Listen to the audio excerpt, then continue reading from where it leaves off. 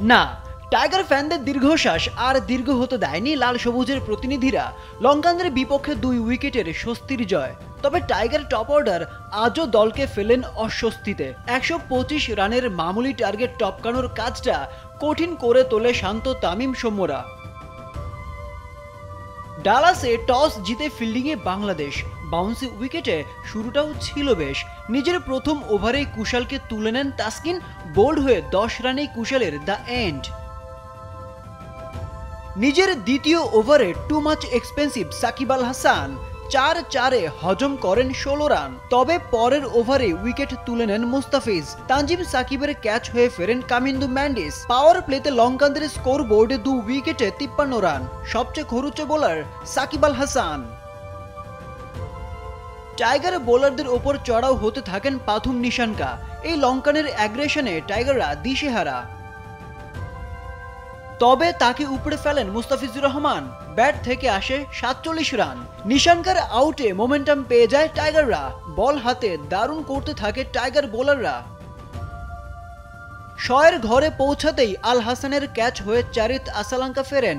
রিশাদ হোসেন এই আসরে নিজের প্রথম উইকেট নিয়ে নেন। এরপর টেক্সাসের 22 গজের গল্পটা শুধুই টাইগারদের। হাসারাঙ্গা উইকেটে এসে প্রথম বলেই আউট। লঙ্কান কাপ্তানের শিকার ধরেন রিশাদ। তাতে জাগে হ্যাট্রিকের সম্ভাবনা। হ্যাট্রিক না হলেও এই বিশ্বকাপে সবচেয়ে বেশি টার্ন করতে পারা বোলার হয়ে যান রিশাদ। তাসকিন মুস্তাফিজ রিশাদদের দারুণ বোলিং আর তাদের সামনে লঙ্কানদের নিদারুণ ব্যাটিং। শেষ 24 রান তুলতে সাবেক চ্যাম্পিয়নরা হারায় 6 উইকেট। থমকে যায় রানের চাকা। এরপর আবারও রিশাদের গৌরব গাথার গল্পটা। ধনঞ্জয় ডি সিলভাকে ফিরিয়ে পেয়ে যান নিজের তৃতীয় উইকেটের দেখা। শেষমেশ 124 রানেই থামে লঙ্কানদের ইনিংস।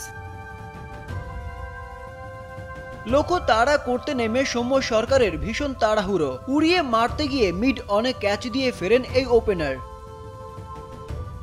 দলীয় 6 রানে ফেরেন তানজিদ তামিম। ফুলার লেন্থের বল ড্রাইভ করতে গিয়ে বোল্ড। 6 রানে 2 উইকেট হারিয়ে পথ হারা টাইগাররা।